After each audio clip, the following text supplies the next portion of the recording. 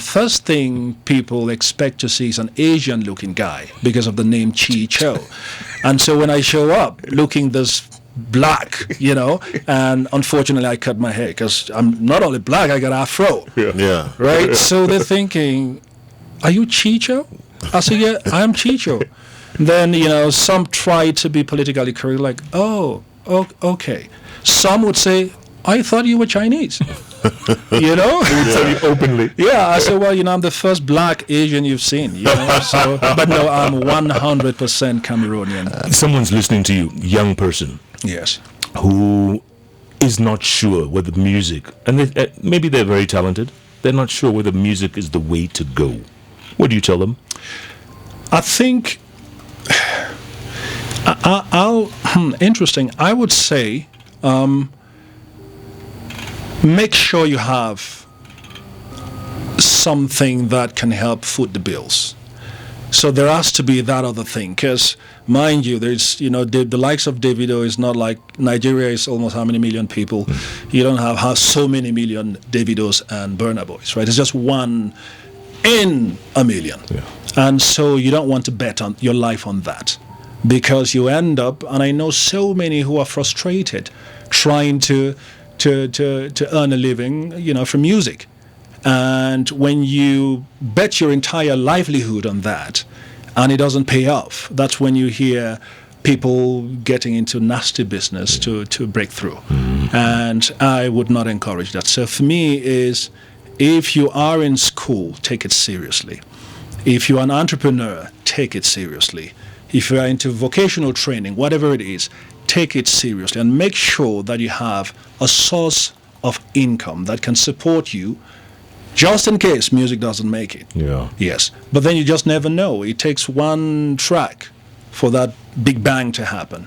So, yeah, I think education is very important. Whatever the definition of education is for you, take it seriously. But I guess parents always say, don't put all your eggs in one basket. Absolutely. And that's how you apply that. And have a fallback. Have a fallback plan, and a plan that also supports you until you...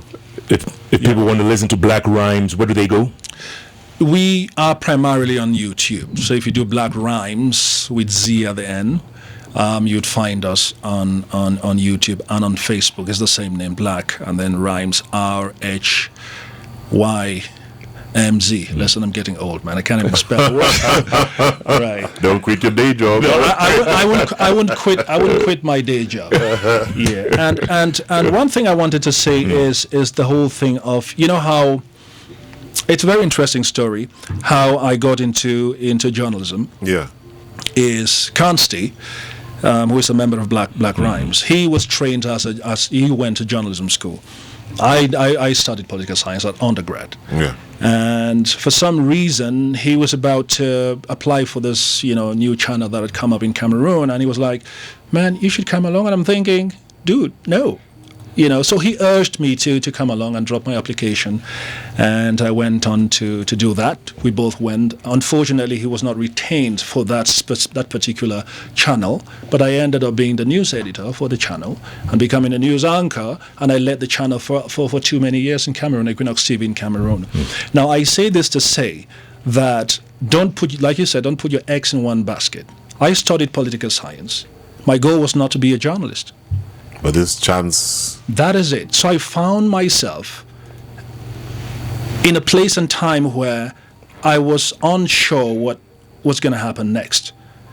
And then a friend tells me, listen, let's go. I think for some reason he thought that, I got some skills. I don't know why he thought so, but I guess the employers also found something in me. I don't know what that thing is. And they retained me. It's just to say, don't put your eggs in one. You just never know what the outcomes are. You just never know. Yeah. So I practiced journalism for so many years without having been to a journalism school. It's much later that I went on to study journalism. And again, another interesting story is how I went to Columbia University, and so I had this friend, Rock and Diane, in New York, and I was doing an entrepreneurial journalism program at the City University of New York, and this guy kept telling me, yo, you have to go to Columbia University. You have to go to Columbia University. It's an Ivy League institution. I mean, I know that. Yeah. But I'm thinking, I don't come from trust fund money. I don't have an uncle. I don't have just the tuition. I don't have that kind of, edge to make it to an Ivy League institution. He bought me all the gears, sweatshirt, the hat, the mark. If they're listening, I don't know. They will listen to this. Sure. Yes. But he urged me and pushed and pushed and pushed. So every day I'll come back, Rock will be like, did you apply? So I decided to apply. And I never told them, just in case I was not accepted. Yeah. I didn't tell them I'd apply. So when I got that email to do the the test and then called to go to the interview and all that stuff, once I got the green light, I came back home, and then I tell Rock and Diane, listen, I got the admission into Columbia.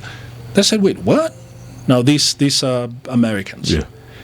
And it didn't hit me that admission into an institution would be celebrated by people. I thought, it's obvious, right? Yeah. But they pulled all the friends in the neighborhood, and we had a dinner to celebrate admission into an institution. Now, this was never part of my plan. You know what I mean? Yeah. It was never part of my plan. And so when you keep an open mind, now this is, to all of us out there, the young people, is that you keep an open mind. You just never know where you end up. It is not the education you had that might become the source of your daily bread tomorrow.